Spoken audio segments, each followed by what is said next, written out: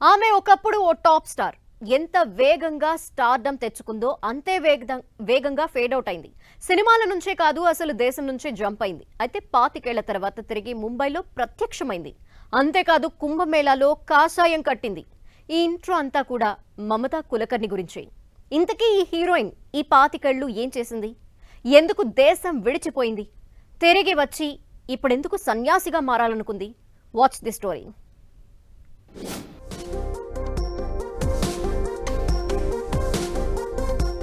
30 ఏళ్ల క్రితం hot sensation ఆమె. 25 ఏళ్ల క్రితమే అండర్ గ్రౌండ్ కి, తాజాగా సన్యాసం.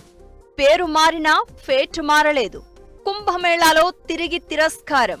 ఒకప్పటి youth hot throb Mamata Kulkarni తన భర్తతో సహా డ్రగ్స్ కేసులో అరెస్ట్ అయిన తర్వాత అస్సలు కనిపించలేదు.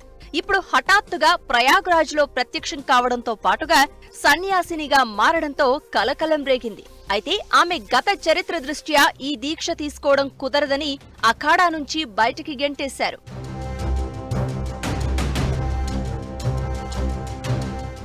అసలు అఖాడాలో మమతా కుల్కర్ణి సన్యాసిగా మారడంపై కూడా విమర్శలు వచ్చాయి.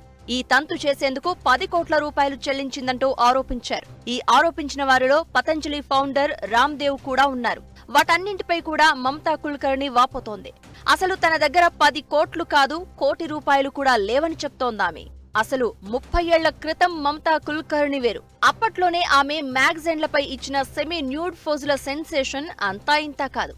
కిలాడి టైటిల్స్ తో వచ్చిన సినిమాల్లో ఆమె డాన్సులు, కాస్ట్యూమ్స్ యూత్ ను తెగ ఆకట్టుకున్నాయి. భోలీబాలీ లడికీగా పేరు తెచ్చాయి.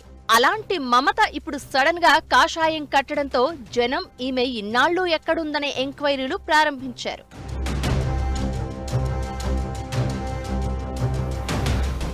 అసలు మమతా కుల్కర్ణి ఇండస్ట్రీలో ఎదగడం ఎంత వేగంగా జరిగిందో అంతే వేగంగా జారిపోయింది.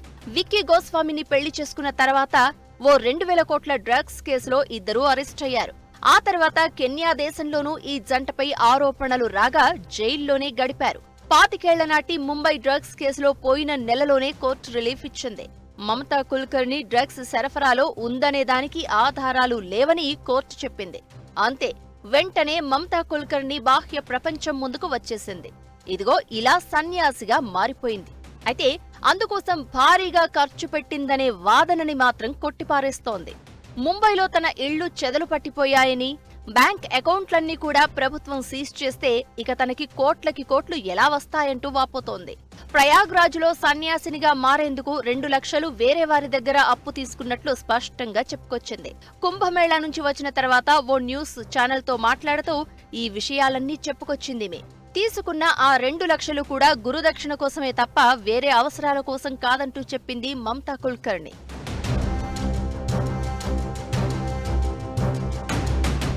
బాలీవుడ్ కి మాఫియాకి ఉన్న లింకులపై ఎప్పటినుంచో ఆరోపణలు ఉన్నాయి. ఓ దశలో మమతా కుల్కర్ణి దావూద్ ఇబ్రహీంతో టచ్ లో ఉన్నట్లు కూడా ప్రచారం సాగింది.